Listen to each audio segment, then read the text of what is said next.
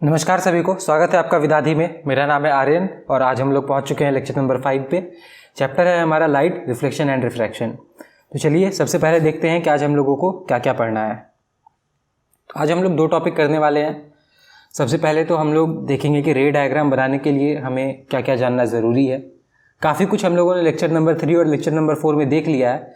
इस लेक्चर में बस थोड़ा सा कुछ 3-4 पॉइंट है, उसके ऊपर हम लोग बात करेंगे और उसके बाद फिर हम लोग कॉनकेव मिरर के रे डायग्राम के ऊपर हम लोग आ जाएंगे। यानी कि उसमें हम लोग ऑब्जेक्ट को किसी खास पोजीशन पर रखेंगे और फिर इमेज का जो पोजीशन होगा वो सब निकालेंगे, इमेज का नेचर होगा वो सब देखेंगे रे डायग्राम के थ्रू। ठीक है, ये रे diagram exam point of view से भी बहुत इंपॉर्टेंट हो जाता है क्योंकि एग्जाम में इससे रिलेटेड क्वेश्चन रहेगा, ये रहना है। ठीक ना, तो ये आपको अच्छे से होना चाहिए। तो पेन कॉपी निकाल लीजिए और नोट्स बनाना शुरू कीजिए।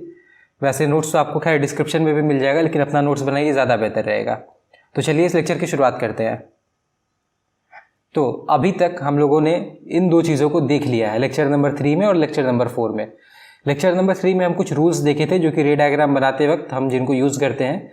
जैसे कि अगर इंसिडेंट रे प्रिंसिपल एक्सिस के पैरेलल है तो रिफ्लेक्शन के बाद उसका क्या होगा, या फिर अगर वो पोल पे हिट कर रहा है तो क्या होगा, या फोकस से पास हो रहा है तो रिफ्लेक्शन के बाद क्या होगा। ये सब अगर आपने नहीं देखा है या आप इसके बारे में नहीं जानते हैं तो जाइए लेक्चर नंबर 3 देखिए, वहाँ आपको ये सब मिलेगा। और ज़रूरी नहीं यहीं से, कहीं से भी आपके पास बस ये चीज़ होना चाहिए, आप इसको लेकर के आइए तभी इस लेक्चर को देखिए। उसके बाद लेक्चर नंबर 4 में हमने ये लेक्चर नंबर 4 बेसिकली एक ऑप्शनल लेक्चर था, यानी कि इसमें कॉन्सेप्ट पे बात था। अगर टाइम कम था तो हम वहाँ बोले थे कि इसको स्किप कर सकते हो। ठीक है, उस पूरे लेक्चर से सिर्फ एक लाइन निकल करके आया था, वो ये कि image is formed where the rays intersect after reflection.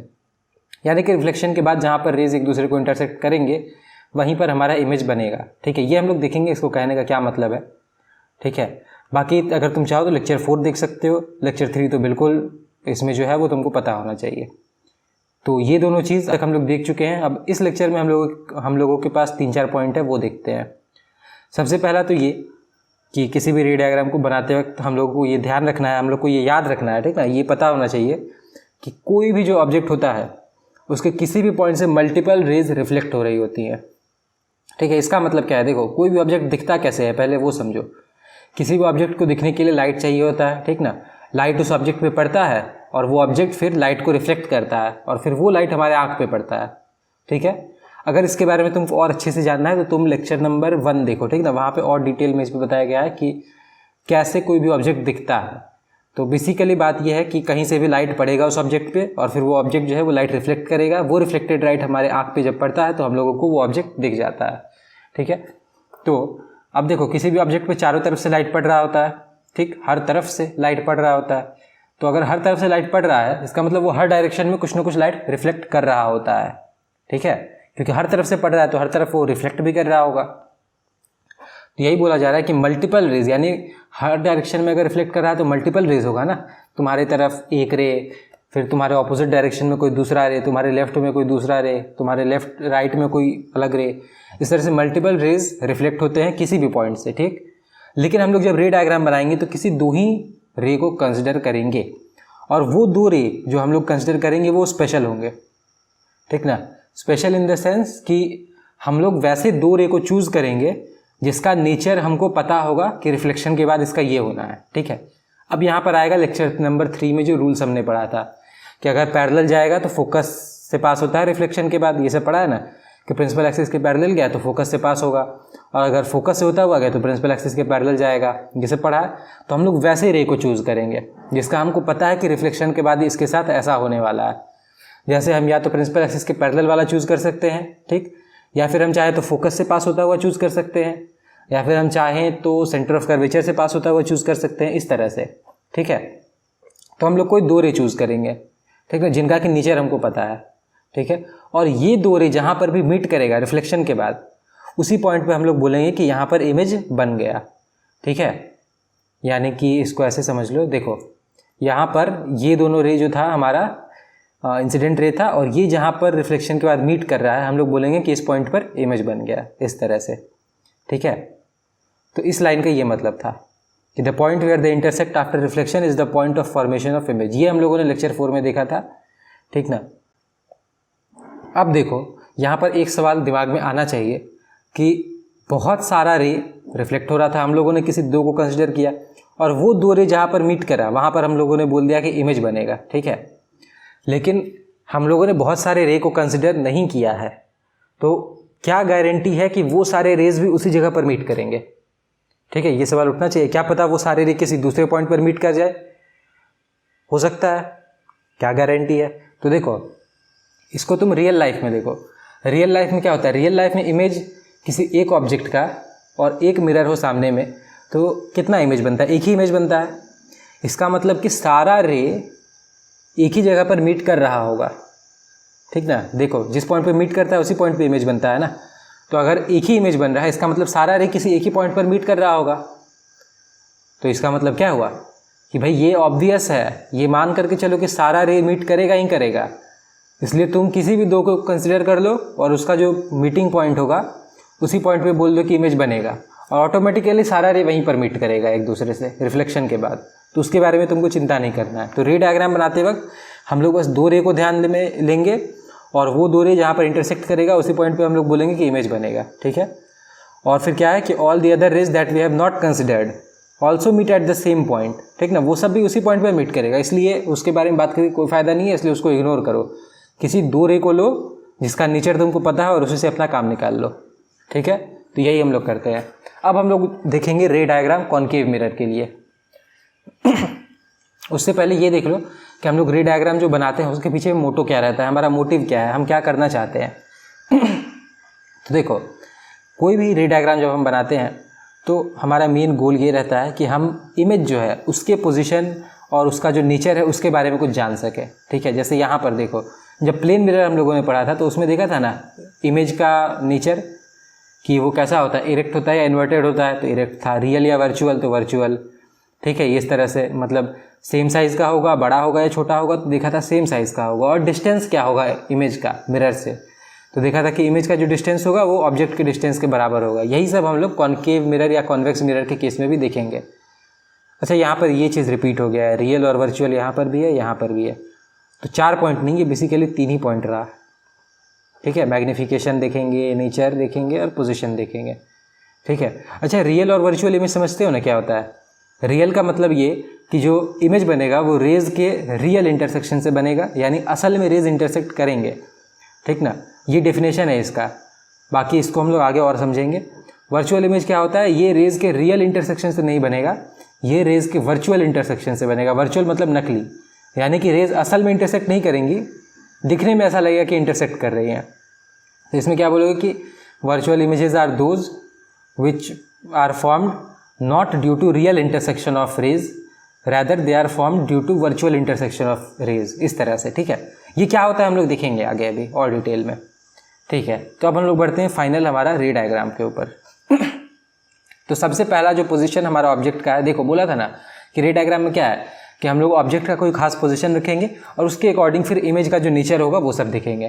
तो सबसे पहले हम लोग ऑब्जेक्ट को एक पोजीशन पर रखते हैं इन्फिनिटी, यानी सबसे दूर।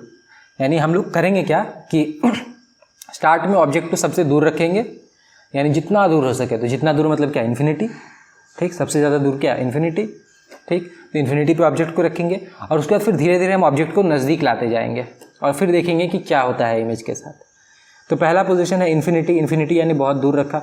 बहुत दूर रखने से होता क्या है ना कि जो रेज है, सारा रेज जो इससे आ रहा होता है वो एक दूसरे के पैरेलल आता है, ठीक है। वो प्रिंसिपल एक्सिस के पैरेलल आता है, ठीक है।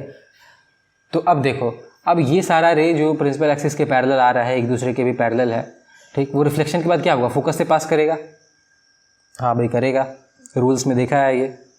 अच्छा फोकस से पास होने का मतलब क्या हुआ, फोकस पे अगर सारा रे मीट कर रहा है इसका मतलब किसी पॉइंट पे हमारा इमेज बनेगा, ठीक है। तो इमेज पोजीशन हमारा ये हो जाएगा इस केस में, ठीक है। तो इस तरह से अगर एग्जाम में भी रे डायग्राम बनाने आएगा तो तुम ऐसे एक सर्कल बनाओगे, सर्कल नहीं ये तो एक आर्क है, ठीक ना, सर्कल का एक हिस्सा है ये, ठीक।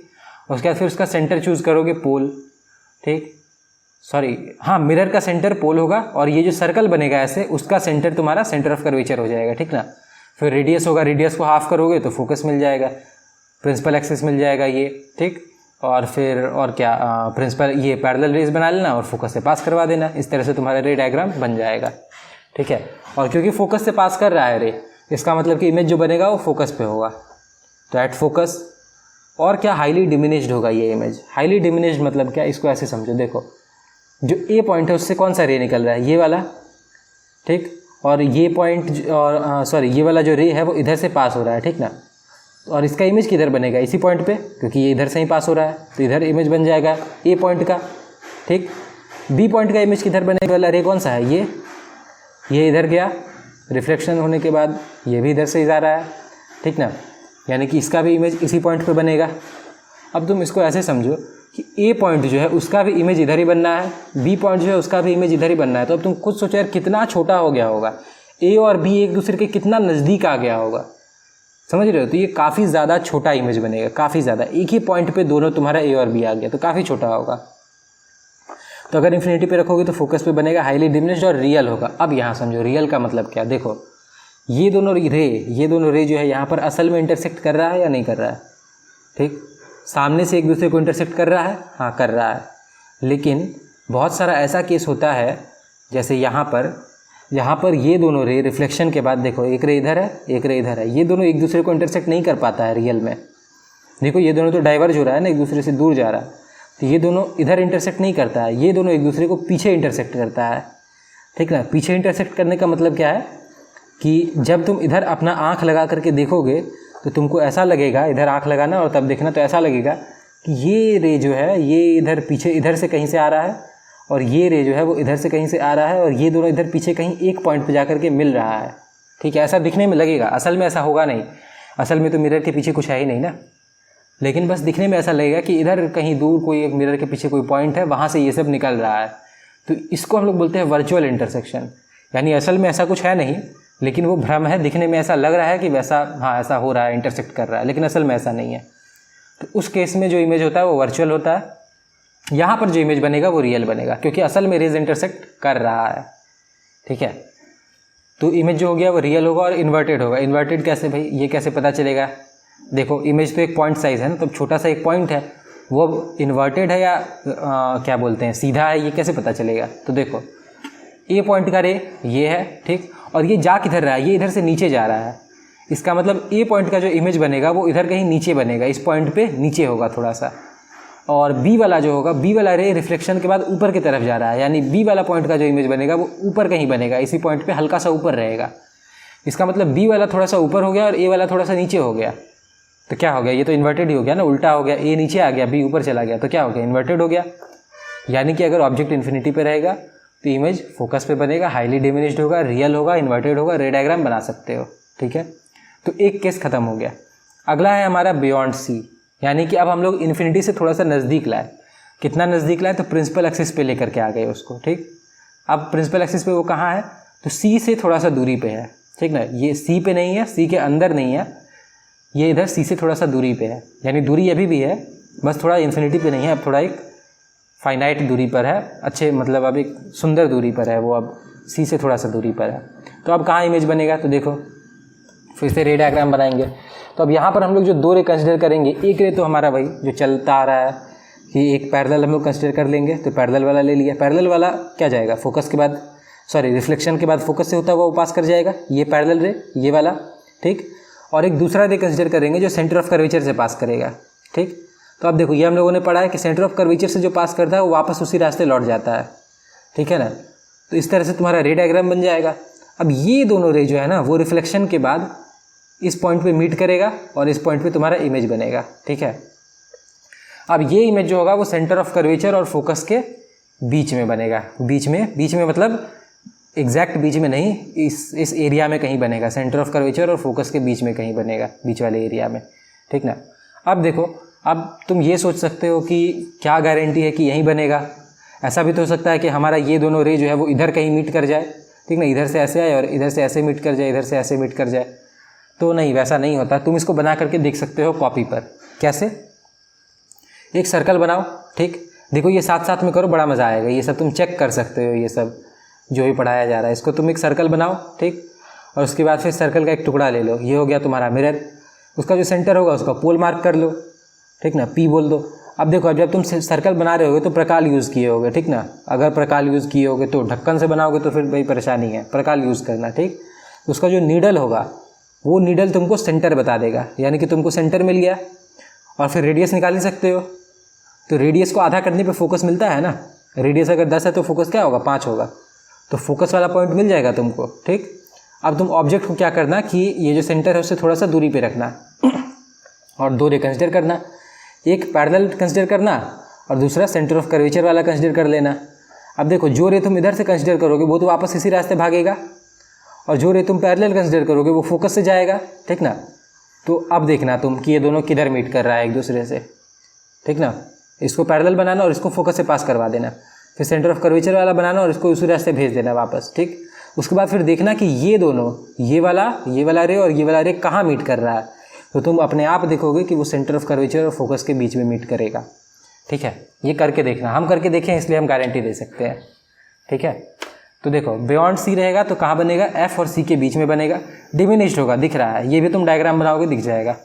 रियल होगा, कोई शक नहीं है, सामने मीट कर रहा है, ये सब असल में मीट कर रहा है। इन्वर्टेड होगा, इसमें भी कोई शक नहीं है, दिख रहा है, ठीक ना। देखो, अगर तुम रे डायग्राम बनाना सीख गए ना तो तुमको कभी कोई परेशानी नहीं होगा ये सब पता करने में कि डिमिनिश्ड होगा या रियल होगा, इन्वर्टेड होगा, कैसा होगा। बस तुमको रे डायग्राम का आइडिया होना चाहिए, ठीक है। अगला पोजीशन है हमारा सेंटर ऑफ कर्वेचर पे रख दिया, ठीक।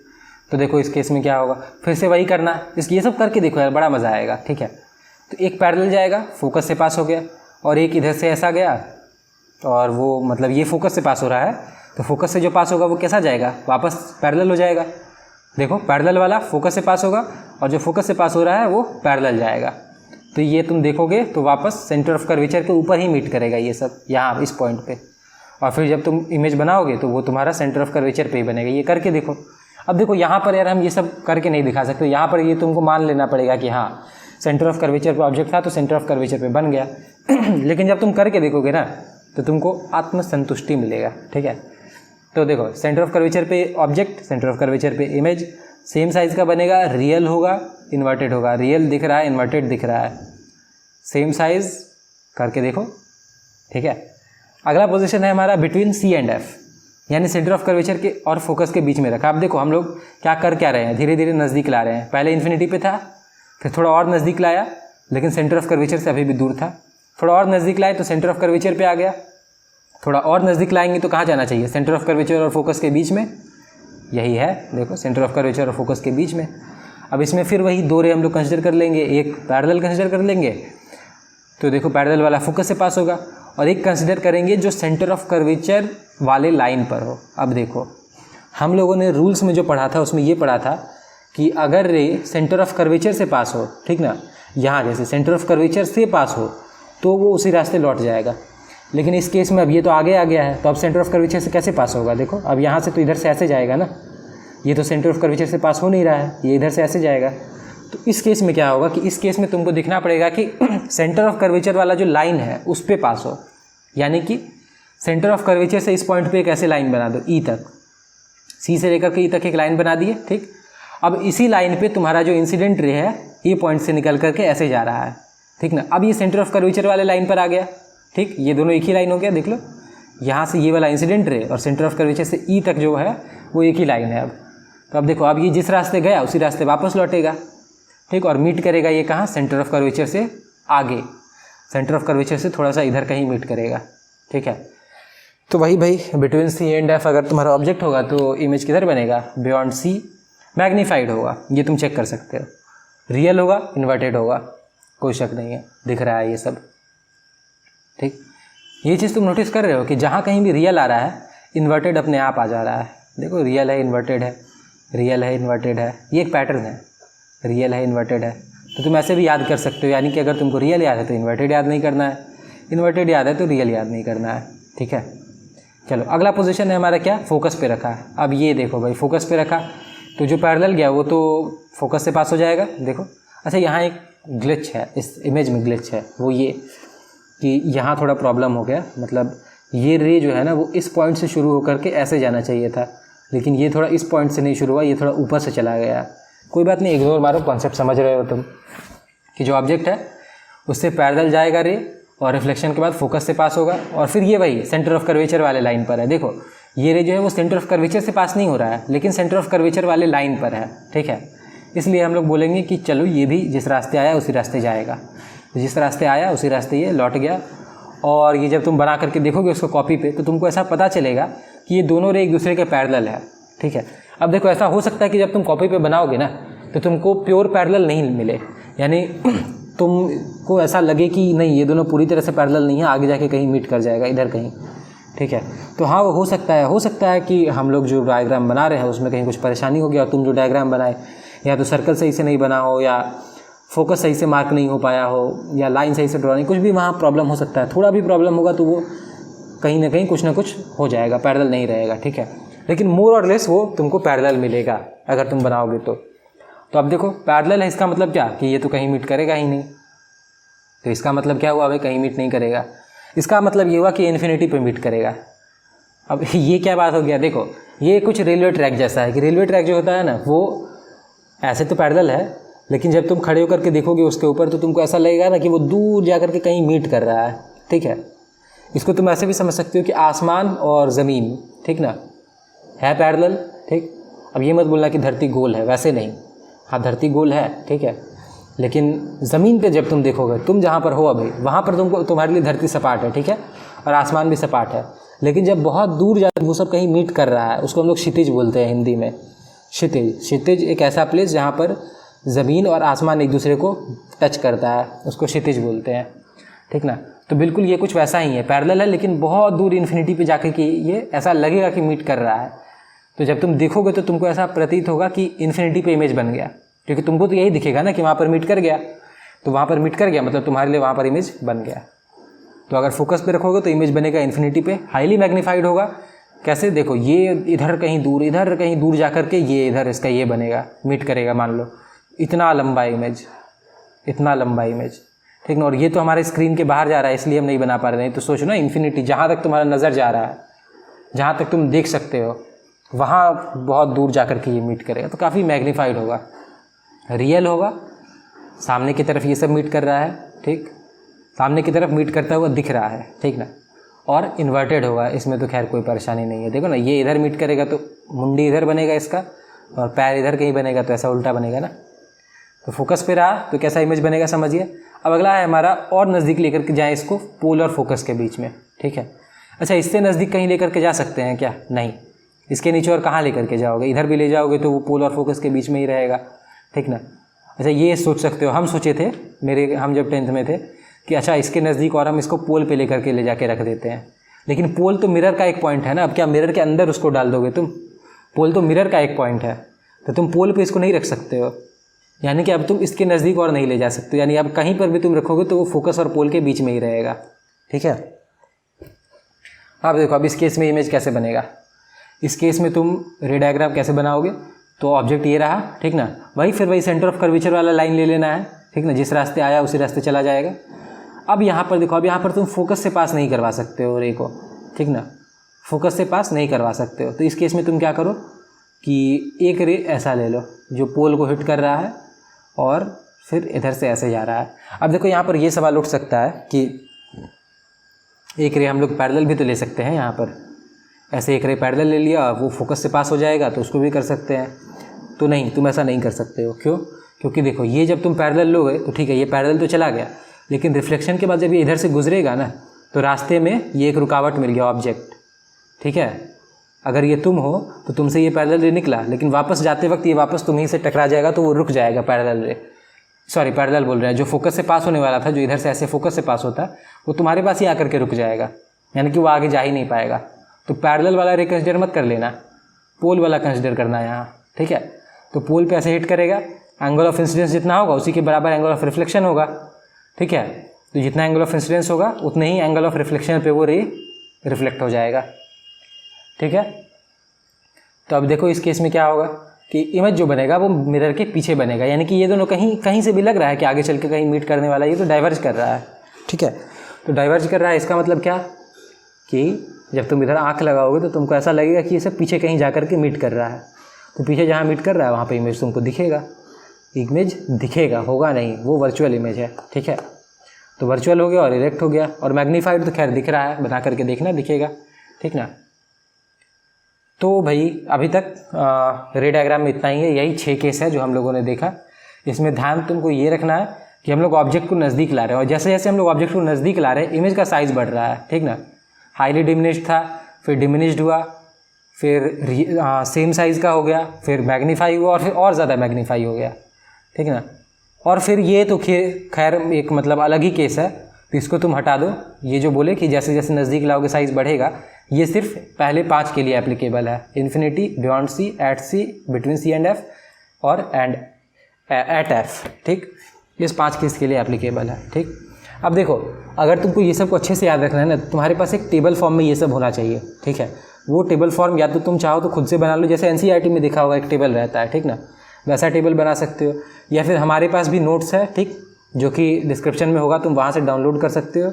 ये देखो, ये अभी सामने चल रहा है, ऐसा टेबल तुम चाहो तो बना सकते हो, तुम चाहो तो यहाँ से ले भी सकते हो, लेकिन हम प्रेफर करेंगे कि तुम खुद से बनाओ। खुद से बनाओगे ना तो वो एक याद भी रहेगा, ठीक ना, जैसे जैसे तुम लिख रहे हो वैसे वैसे वो याद भी होता जाएगा, तो वो ज़्यादा बेटर है।